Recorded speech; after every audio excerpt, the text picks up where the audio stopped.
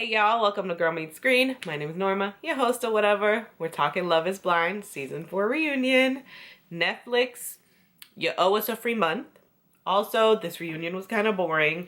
I'll give it to you though, obviously. It didn't go as expected. So obviously you didn't have that time to like really edit, really get to the nitty gritty, the question. I want to start with a little segment I like to call Pointless Shiznait. AKA honorable mentions, I guess. Moments in their reunion that lasted way too long. Things that were brought up that it was like, why? Vanessa, I can't with her. I can't. When she says to Jackie that people want to know what's next for Jackie and Josh, nobody gives a rat's patootie about Jackie and Josh. Let's be real. What people, Vanessa? What people want to know what's next for Jackie and Josh? Nobody. Nobody out here. At least not right now. Maybe later. They'll grow on people. But right now, no. Anywho, Tiffany's sleeping. I'm going to give Vanessa the benefit of the doubt and say that it probably wasn't her idea. But this whole like, you know, oh, we have the bridal suite and everyone's like, and it's just Tiffany freaking sleeping from the show. We've already watched it. The joke has died. The freaking guy who marries them, can't think of the name right now, mentions it. Like, it's done. It's over. And if you are gonna mention it, it could be a passing thing, you know, like, well, while Tiffany was sleeping, da-da-da-da-da, like, and you just move on. And it did not need to be an entire little moment. Like, it's too much. I think right after that, we have this whole conversation about Marshall getting them together. It was already mentioned in the show. And then Marshall saying, like, 'cause here's the thing, right? I love Marshall. I still love him. But we gotta talk about Marshall too a little bit. But like, he's like, oh, and there's so much more to the story. No, there's not. There's not. I mean, when you really boil it down, you just told them they should get together. That doesn't really, like, yeah, it's cute that, like, he had a role and, like, you know, oh, I think you should. But to attribute it completely to him, like, if he hadn't made a statement, Brett wouldn't have eventually figured it out. He would have figured it out, okay? From what I saw with the other 30-year older women they showed, Tiffany was kind of cream of the crop. You know what I'm saying? Like, they would have found each other eventually. We'll give Marshall credit that he probably helped it happen faster, but, like, chill. It just wasn't necessary to go that deep with that. Chelsea and Kwame and the whole Calvin Klein dates conversation, underwear conversation. Why? We don't need to talk about it. Most of us didn't even want to see the moment, okay? It's fine. Not the Calvin Klein's date, but the whole photo shoot situation. It was just weird. It felt like something I shouldn't be in. Paul and the bridesmaid thing, so freaking pointless. Honestly, I think social media is just trolling at this point, I hope. Because it's clear that it wasn't intentional. There wasn't anything going on with those two. I saw it for what it was. You know, when you bump somebody and you're like, oh, I'm sorry. You know, like, as you walk by, or you're like, as you walk by, you kind of acknowledge, like, oh, I bumped you. You know, like, my bad. And it just so happened his hand was in a weird place. That's... I choose to believe social media is trolling at this point, okay? I don't believe that anyone believes that that's true. So then why bring it up in the reunion? It was so stupid. Lastly, Kwame's couch. Why did we have a whole conversation about the fact that he brought his couch with him? All because he mentioned that he sleeps on the couch at home. And then Vanessa's like, what? And you're like, come on, Vanessa, stop that. Jumping in to the main events of this reunion. Tiffany and Brett talk about her struggles with moving to Portland. It wasn't mentioned on the show, or at least nobody caught it, that he lived in Portland. She lived in Seattle. And I guess as a couple, they decided it made more sense for her to move. So she moved. They said it was happening during the show, which made me really wish Netflix would have shown that or explored that, or, you know, shown that Brett drove all the way back or whatever. But maybe like some of it wasn't caught on film or something, you know, like maybe it was things that were happening off camera. They bring up video footage of like Chelsea and Micah having a conversation about what happened in Mexico. I was low-key making fun of Chelsea for her reaction to this whole situation. But now, like, looking back, I kind of get it, you know? She's kind of like, who really cares? Like, at the end of the day, like, yes, it was messed up. But also, like, they did have a conversation about it after, right? We saw a little bit of it. Obviously, that conversation was way longer. They head back to their room and they talk about it, you know? So I feel like she kind of got all the information she felt she needed.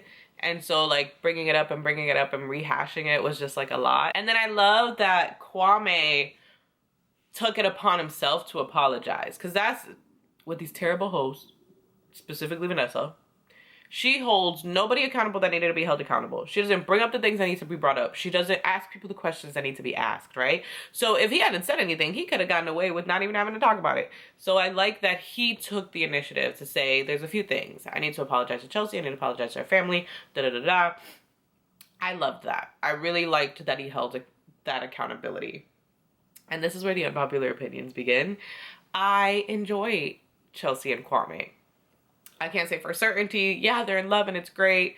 Like, at this point with their story, I feel like time will tell. Like, that's the only thing you can say about them is time will tell where it goes. People have been kind of hard on Kwame, okay? Like, first it was like he's so in love with Micah. He don't want nothing to do with Chelsea. But then, like, we see him with Chelsea having the tough conversations, he's speaking on his feelings. You know, this is bothering me, that's bothering me, which, again, in retrospect, I see it differently. Where I'm like, we saw it as like, this man don't love her. Look at how much he's complaining. I now see it as him addressing things he felt needed to be addressed in order for him to make like an informed decision, or like a decision he felt confident in.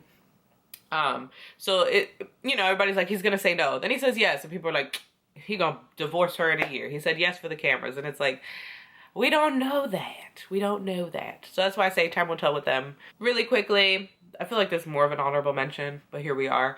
Bliss and Zach, they have them talk about his relationship with their dad now. She says they're like best buds now. Her dad's paying for their honeymoon. I feel like her dad saw how shitty he was on the show and was like, damn, my bad, dog. My bad. Let me get y'all a honeymoon, you know? But anyways, yeah, and then Zach talks about, they bring up I Hope You Dance. Zach talks about how the lyrics really relate to what he went through in his journey to Bliss, which is very cute. He talks about the dad giving him a look of approval when he walked her down the aisle. I guess, I don't know about that, because right before that, Zach, he was telling her like run away in the other direction. So they bring Irina on the stage. She does this weird like I need a moment thing. Now, the first time I watched it, I was just like, what the fuck was that? And I was just laughing. Second time I watched it this morning, I was like, wait, she's smiling, right? Like they're like, Irina, da-da-da. They ask her whatever they asked her, and she's like, I need a moment. Okay, so like it's played off like she's trying to avoid tears, and I'm like, she's trying to avoid laughter. Like, she was trying to avoid saying this shit with a smile on her face the whole time.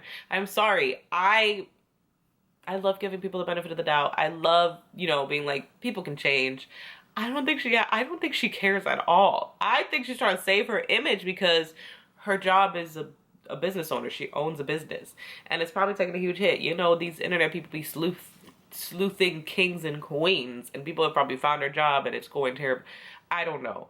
I feel like it was her trying to save face. Zach sees right through that. He's like, you just wanted fame. That apology is fake. Then she tried to blame it on production, because they're like, okay, so you knew the moment you saw him, why'd you go to Mexico? And she's like, well, production asked me to go. Shut the fuck up. I do believe that production told her to go. They probably like knew what was going on and were like, ooh, this will be great drama. But like, you're a full-blown adult. There's no contractual requirement for you to go. You literally could have been like, no, I'm not feeling him. I'm going home. Sorry, guys. Bye. That's simple. I'm sorry. I'm tired of people talking about production pressures and like, you're a grown human. Production cannot, like, stop. Find your voice if you don't have it. Speak up. I loved Bliss's statement on the mental health piece, because Irina tries to keep deflecting to like, and I'm not knocking mental health, right? These are like very specific situations to specific people. What we say about her, we're not saying about everyone with mental health or everyone who explains things. But, you know, she keeps saying, I was having a panic attack here, and I was going through mental health things, and I was struggling, blah, blah, blah. She's referring to a text message situation. So basically, Irina, when they came back from Mexico, I believe, was texting Bliss like, you dodged a bullet. At the same time, she was texting Zach saying like, you know, I'm so sorry, you're so great, I hope it works with Bliss. So it's like you're trying to sabotage it, and then, you know what I mean? Like, it's just, and so I really enjoyed Bliss saying like, you know, it's hard to reconcile you doing that and then you saying you were struggling with your mental health. Because yeah, it's like you're saying you're struggling, but you like are also being malicious and doing mean things. The two don't typically match like that. Moving on to Paul and Micah. This is another unpopular opinion moment. I'm not saying that Paul was perfect. I'm not saying his nurturing mother comment was extremely hurtful. What I will say is, listening to him on the reunion, I just don't think he had the right words in the moment. We have to consider, like, he had just said no. He knew he hurt this person. He's not, like, callous and heartless. He was hurt that he hurt her, but he felt like he had to do what was right for him. And I think in him trying to, like, explain, feeling like he had to give some sort of explanation or try to get it to make sense, he's just kind of talking and, like, trying to explain. It's just not coming out the way he wants it to. Because he mentions, like, with the nurturing mother comment, even in the reunion, I think he just couldn't figure out his words to, like, make sense what he was trying to say. Here's what I gathered. I could be wrong, but what I gathered in everything he was saying and all the wrong words coming out, I think what he was trying to say was he couldn't picture a future of them together. Like, in this moment, in this time, he loves this woman. He's in love with this woman. He does strongly want to consider marrying her. But there's a part of him that can't see, like when he says 10 years down the line. I think what he was trying to say is he couldn't envision them as parents, you know, them like together, loving, reassured, like all those things he wanted them to be. He couldn't picture it happening because it wasn't happening now. And that's the thing, I think, with both of them. I think they both were like holding love back because they both felt insecure and unsafe with the other. Like they felt like, well, you're not giving love, I'm not going to give it, or you're not expressing, I'm not going to express. That being said, what I didn't like was that in the reunion, Micah tries to play like victim, and like in a way she was, where, you know, he said no and she didn't expect it and all of that. And yeah, he probably should have had a conversation with her before that if he was having those feelings. But that aside, in the reunion, she tries to play victim and make it seem like he just kind of like crushed her. But then, so with the nurturing comment, she talks about how she saw it, was hurt, and she was like, I even reached out to him and he explained it. When Vanessa like addresses it, she's like, he explained it, but now like I don't understand what he's trying to say now. And it's like, see, that's the thing. That's where it gets like, you're trying to do something here. Like you're trying to spin some story. I think Micah was hurt, but then simultaneously wanted to take advantage of the situation, or like kind of try to like, you know, get something out of this almost. And maybe not maliciously, maybe not intentionally. But because I feel like when Vanessa asked that question, she should have just been like, me and Paul spoke about it. I reached out to him. He explained whatever. Because that's the thing. You took his explanation. It seems like, based on what she was saying, was that he explained and she understood. So it's like, y'all were good. And then you get on this reunion and do what you're saying he did, where it's like, you don't communicate with him. I still don't understand. You get on the reunion and you're like, I just saw it. I'm still hurt by this. I want answers. And it's like, but you just said you reached out to him for answers. What more answers are there? You already spoke to him about it. Like I said, I think I understood Paul. I think he just didn't have the right words to say it. We also get them asking about Irina flirting with Paul, how Micah felt about it, how Paul saw it. What I found interesting was Micah tries to act like, oh, that put doubts in my mind.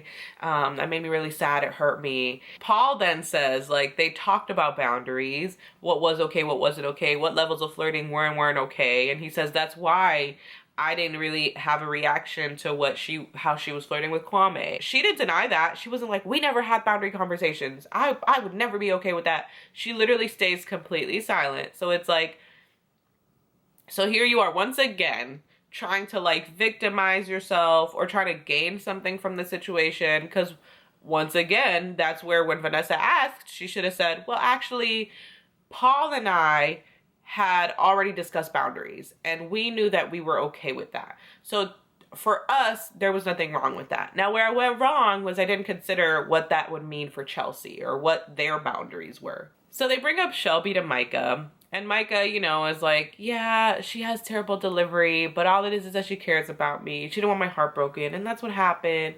And I'm like, bro, she laughed. Her immediate response to you running away crying because you were turned down at the altar was to laugh and say, that went exactly how I wanted it to go. Ha ha ha, looking around laughing, looking around at people like, thank God. That's not a friend. That's not terrible delivery. That's not, oh, but like she means well. No, baby. Micah, babes, that ass facts. If your friend's first reaction to you crying about a serious matter, because this could be anything, not just this marriage, if their first reaction is to laugh, or this is how I wanted to go, or to be smiling and giddy about it because it went the way that they wanted it to go, that's not a real friend. Her automatic reaction should have been like, you know, like, okay, like, I didn't want her to get hurt. I didn't want her to be hurt. I had my thoughts about it. I didn't want her to be hurt, and now she's hurt. That's the reactions your friends should have. It shouldn't be automatically like, I'm laughing because this went my way. That's weird. That's weird. And you shouldn't have friends like that. And then Micah mentions, like, I have terrible delivery too. And I was like, see, that's what it is. She likes surrounding herself with terrible people because she feels like she's a terrible person. Now we have Jackie. They could not go to the reunion. They claim they were getting death threats. Netflix decided it would be safer for them and Netflix, or like the people there, if they didn't come in person. Personally, I could see Jackie pushing the narrative that they are receiving death threats, and then Netflix simultaneously being like, if they're live, she's gonna start talking shit, showing shit, like we won't have control over her. So yeah, she's giving us a perfect excuse for why she can't come. Let's just let it happen. So we get this edited clip of her and Josh talking to Vanessa, where Vanessa doesn't ask any questions we want to know and doesn't get down to the bottom of anything. So the first thing Jackie says that had me cackling is when she says, I have grown. I'm not that person from that show. When we are all in live time watching her be exactly that person on social media. Matter of fact, she is exactly that person after the reunion airs. She posted a TikTok with her friend that's like, ha ha ha, when you can't go to live reunion and it's not even live, ha ha ha, and you're like, you're a joke. You're a clown. I've grown. You're still acting the same, babes. What grew? Your hair? That was a good one. The first thing she tries to claim she's clarifying is that they broke up before the coffee shop scene. Now, they broke up the day before, or like, no, that afternoon, I think, and then she went there that night, which is still wrong, Jackie, and isn't the point. Like, you were just nasty about all of it, which is the actual point. But anyways, what cracks me up is Jackie is showing receipts. After the reunion, she's posting on social media all of these receipts to show how all of this is true. The problem with all of these receipts is they're not actual receipts. So with the coffee shop and Josh situation, she shows us text of her being told what time she'll be going to the coffee shop and what days those texts were sent to prove that they broke up before it. But there's no actual proof. There's not video of them breaking up. There's not text messages between her and Marshall where Marshall is acknowledging that they are broken up. The only text she shows is text with production, Tiffany, and Micah, in which she is saying, we broke up. We're having issues. We broke up. Baby, that's not proof. Those are not receipts. That's you saying that. That doesn't confirm that you said it to Marshall. That doesn't confirm that Marshall knows you're broken up. I could text my sister right now and say, Cameron smacked me in my head, and that ain't proof. That is not a receipt. I can't show that later on to prove that Cameron smacked me in my head. Along with that, we have her talking about this transphobic slur. Don't do that, Norma, don't do that. This transphobic slur she claims Marshall called her. She says when they were getting their marriage certificate, which, by the way, quick preface, when she first mentions this on social media before the reunion, she states that it was before meeting his family. Now it's while they were signing their marriage certificate. She claims it was when, I think she said like when you were checking yes or no or something, and they had already been joking back and forth. She says joking. Then he made a joke that was just like a bad joke. Sorry, and that's what he called her. He said, oh, your jawline strong. And he called her the slur, right? She won't say the slur. She's acting on da-da-da. We finally figure out what the slur is when she posts, again, the receipts that she posts on her Instagram are text messages of her texting Micah and Tiffany or production that he called her this slur. I'm going to go with what everyone else is doing and not say the slur. People have posted the receipts, so if you want to go look at the receipts, she like crosses it out, but in a way where you can still see what the word is, if that makes sense. So if you want to see what the word is, go there. But she says he called her this word. And again, the receipts she has are her texting people that he called her this word. That's not proof, right? Going back, again, she says, oh, in this reunion, I'm coming with receipts. I'm coming with receipts. There's audio of this, da-da-da-da-da. There's no audio. Now it happened off camera. When we see her in the reunion, it happened off camera, but okay, but what happened to there being audio? What happened to Netflix having caught it? Yeah, and I knew it, guys. Also, receipts she drops. I'm just gonna real quick talk about the receipts she drops. She doesn't mention this in the reunion, but the dress shopping, I think Vanessa offhand mentions like, you knew you weren't gonna go to the dress shopping or whatever. So she tries to say in her receipts that if she had known that they didn't tell Marshall, she would have told him. Like, she would never do that. She would never have him. Which is like, baby, you this whole time have been acting like F Marshall. You have had no regard for his feelings in all of this. And suddenly, that's not me. I would never do that to someone. I would have called him. No, stop. You haven't given a crap about this person. You expect us to believe that suddenly you did in that moment? She shows receipts of her begging to go to this dress fitting and production being like, why? Like, why do you want to go to the dress fitting? Which that's, again, she does it again, right? These are the receipts to prove that production told her not to go. What? No, they're literally asking you, like, you are telling them you broke up with him. Why would you go to the dress fitting? She claims the breakup days she showed were also the day before the dress fitting and the tux fitting. In my opinion, they never broke up. Maybe she mentioned wanting to break up. Maybe she mentioned to him that she just couldn't get past this comment. Like, maybe she made it clear that, like, some stuff was going on, but, like, the breakup wasn't concrete yet, right? And so I think production with her was kind of like, well, if you're breaking up with him or you don't want to be with him, why are you going to the dress fitting? She's sitting there like, well, I want to go to the dress fitting. I want to explain my side of things, which is, no, you just wanted to be on TV for a little bit longer. And then I think they just decided, you know what, let's let Marshall go and see what happens, because they wanted the drama. Let's be real. That's production's job. So I think they let him go to kind of like see what's going on. And then probably a little piece was like, we don't know if they're going to get past this. Because they've had a lot of moments like this where they continue on. So maybe they were thinking they might continue on. She can get a dress later. This will be great drama though. But then the coffee shop scene thing happens. And personally, I think she was, even if she hadn't met him face to face, I think that they were texting, talking, calling, whatever. Because they seemed way too comfortable. She seemed way too comfortable kissing him right away, hugging him. Another great moment is when Vanessa asks her, Marshall will be sitting here. What do you want to say to him? And she says, I will take accountability for my things, and I just hope that he takes accountability of his. Hasn't taken accountability for anything yet. Proceeds to say she'll take accountability for how she went from 0 to 100 and didn't listen to him and got defensive. Girl, that's not even half of the problem. That's normal. I've done stuff like that with Cam and was able to learn from him how not to do that. That is not what people are saying you need to be accountable for. Stop. Not to mention, Marshall has held himself accountable for everything he's done. That's the thing. Like, I've seen a lot of people online. It's 50-50, people who like Marshall, people who don't. And the people who don't are always like, he did this and he did that. The thing you can't say about him is that he didn't take accountability for that.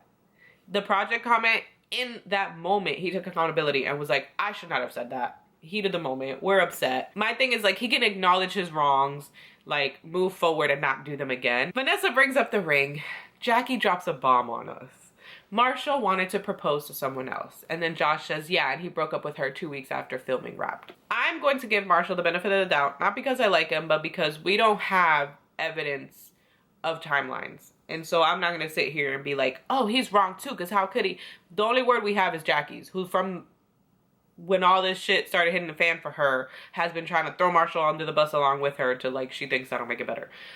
Anyways, her and Josh try to make it seem like he says he dated Keisha. We'll say that out there. But then he felt like he just wanted to distance himself from the experiment and it was just too close. So they broke up. So Jackie tries to make it seem like he was trying to date her to stay on the show. He wanted to give her that ring, which I don't think is the case. I'm pretty sure Zach got a different ring for Bliss and Marshall could have for Keisha if he really wanted to. Also though, why do you care? Why do you care what he does with that ring, who he's giving it to, who he's getting engaged to next? Why do you care? You're with Josh now, right? Like, come on. And what did I say to you guys? The fact that she's still with Josh just proves how bullshit that little ending of hers was, where she's like, I might be crazy. I might need to do some self-work. I don't know if I want to be with Josh. Yes, you do. You know all of that. You don't care. That was all you trying to save face because you knew how bad you were going to look. So, of course, once they wrap up showing this edited moment with Jackie and Josh, Vanessa, so of course, after they show this edited moment with Jackie, Josh, and Vanessa, they go to Marshall, which, by the way, once again, like I said, Vanessa has been drilling the wrong people, coming at the wrong people, giving the wrong people slack. It's just all bad. It's all bad. Why? And I'm not saying you have to dwell and like dig at people about things, but you do have like bring it up and be like, are you going to be accountable for this? Like when Jackie said that, she should have been like, but are you accountable for how you broke up with him, for how you were being, for this, for that? No, she's just like, okay, so what about you and Josh? Shut up, Vanessa. So she starts drilling Marshall, and I feel like Marshall, I could feel him. I felt him so much. He was struggling so hard to stay true to himself and not just start like bashing Jackie or like speaking negatively. So he was like fumbling and trying to find the right words, and it could have came off like I'm trying to like my image. I think he genuinely was just like, I don't want to just be like talking about this person, like I need to find the right word. I think Nick kind of asks him like, would he have said yes at the altar or something along those lines, and I could feel his answer. It could be interpreted like, so were you just trying to be on TV? But I feel like what he was saying was like he was still willing to keep working on it with her until the altar to see if they could get to a place to say yes. Because at the end of the day, he did love this person. So let's talk about this transphobic slur comment situation. Before the reunion, Marshall said he did not call her a slur. So at the reunion, he confirms they were joking back and forth. She was, and then he says the jokes she was making, clearly she thought were true because we see them in the text with her friends. And at this point, I wanted to punch Vanessa in her face a little bit. I'm not a violent person. I don't get into fights. But in that moment, I wanted to fight her. Because she goes, yes, so if we don't know what he's talking about, he's referring to some text messages with her friend where she said some not kind. Well, not kind. She said, you go read it. I don't want to get words wrong. I'm sorry, not kind? They were homophobic. Call it what it is. I know that it's a show and they're trying not to get too political, but it was homophobic. It was disgusting and it was wrong.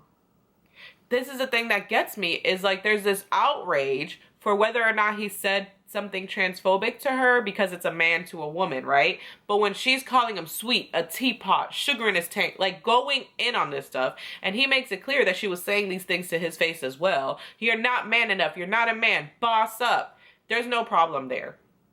Marshall's in his feelings. Why is he reacting like that? Why would he call her a project? Like, and this isn't me excusing his behavior. I'm just saying like the shift. You know what I'm saying? It's like, no. Like, anyways, he makes it clear she was making these gay jokes, these homophobic jokes on him.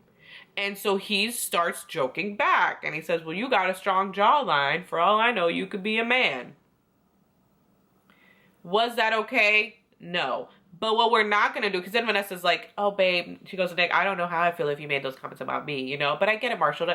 No, you don't get it. Because here's the thing, like, there is a big difference in him saying that just out of nowhere, right? Like, that's out of pocket. Like, him just out of nowhere being like, well, you look like a man. Like, no, it was literally, they're joking. She's joking about his sexuality. So he turns around and is like, makes a joke similar to that. I think where they were wrong was neither of them should have been making jokes like that. Simple. But what I don't get is like how much more like it almost was like there was more outrage for the idea that he might have said a transphobic slur than there was her being homophobic. And it's like, they're equally bad. They equally suck. He says he never said an actual slur. And I'm inclined to believe him because of who Jackie has presented herself to be. First, there was audio of it. Then it was off camera. Then I have receipts. And the receipts are her telling other people that he called her that. Let's take into account these receipts are a year old. So Jackie might not remember that situation that well and just has these texts to tell her that's what he called me. But they're coming from her. We've all had moments where someone came at us and we didn't like something they said, whether it was a joke or just regular conversation. And when we're relaying it to other people, we make it sound a little bit worse, right? Like, let's say two guys playing basketball. One dude says, "You're being hella sensitive, dog. You're being hella sensitive." And then they go home telling their brother, "This man was calling me a bitch the whole time. This man was calling me a bitch."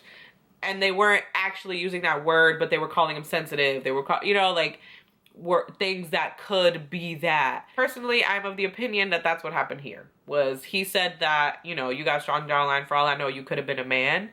And she was like, "He called me up." Beep. I don't know what that was, but you get what I'm trying to say. Two wrongs don't make a right. But what I don't like is pressing him and not her, which is what Vanessa did, right? Oh, and then Vanessa has the nerve to say, "But, well, did you consider your fiance, the woman you once loved's feelings at all?" Why does he have to do that? Did you ask her that? Because you didn't. Why does he have to consider her feelings at all? Girl. Vanessa was a mess. Vanessa asks him about the ring, why he wanted it back. I loved his answer. It made so much sense. And I love when the audience was like, "Yes!" And he was like, you know, like, "Oh, y'all get it." He says, like, the ring was a symbol of his love. In that moment, he didn't feel like she deserved the symbol of his love. Honestly, I don't even know why we had to ask why he wanted the ring back, because that explanation he gave was a very beautiful version of, like, what anyone who gets hurt, why they would want the ring back. Same way if the person who proposed does something to hurt the person they proposed to, and that person's like, "Well, I'm not giving this back. You don't deserve it." Like, it's the same thing. Like, it was stupid to me, but it was a very beautiful answer. So I love he basically ended it by saying, like, "Hey, she's happy, I'm happy. Everyone, let's move on. Fans, let's move on. Let's let it go." Which, by the way, I really wish I had this TikTok to show y'all, but I was dying because there was a TikTok where a girl had put in her caption, and I was like, yo, where she was like, "Jackie continues to have this war with Marshall that she's fighting by herself." And it was like, thank you. I've been saying this since she started this stuff.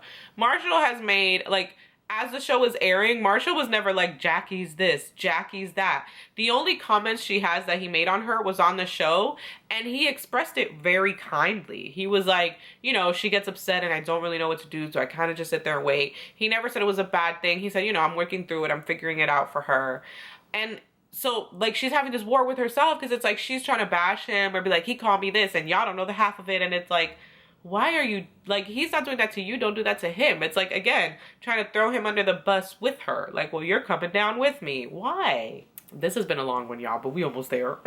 I'm gonna go out of order a little bit. I'm gonna talk about Chelsea and Kwame real quick. I feel like we didn't really talk too much about them other than when they were talking about the situation with Kwame and Micah. So we talk about Kwame's name, which it sounds to me like, at least from what he's saying, his name is Alex Kwame. Like, Alex is his actual first name. So this whole time that everybody's been making fun of him for, like, wanting to use Alex when, like, that's his first name, and he actually in his real life uses Kwame, was kind of funny to me. Is that irony? I think it's irony. Anywho, he talks about his name, and he talks about how in talking to the producers expressed that, like, they typically don't talk about, like, race or things like that until a few days in.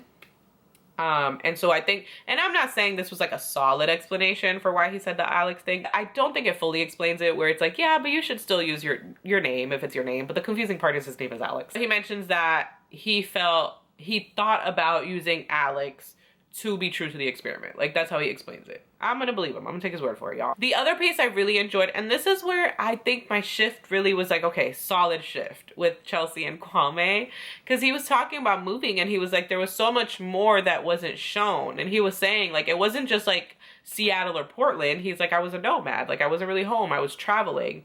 And so I enjoyed him calling that out, because we kind of got to see a fuller picture of it, where what he was actually saying was like, you know, I'm 180ing my life into something else, and that can be nerve-wracking when it's like you want two things at once, you know? Like, he wants the life he currently has, but he also knows he's ready for like a future with a wife, with kids, like a more settled down future.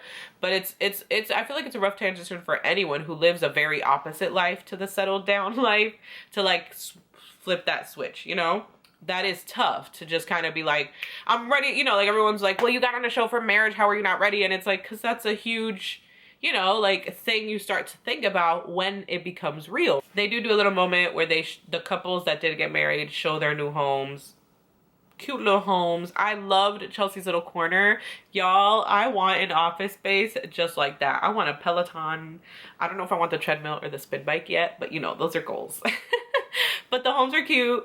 Brett shows like Tiffany sleeping, and I was cracking up because they're like, you wake up like a princess. And I was like, yo, facts. Like, she literally woke up and she was like, hi.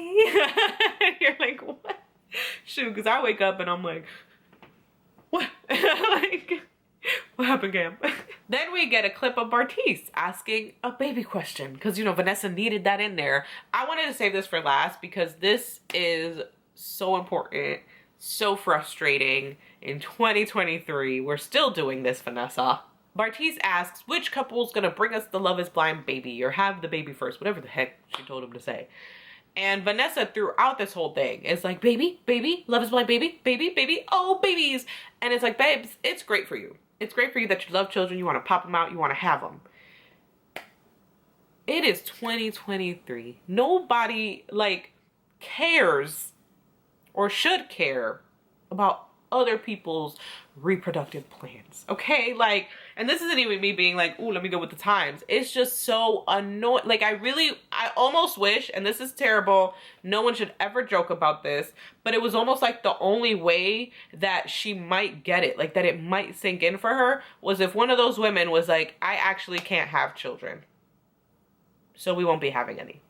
And just smile in her face to see what she says.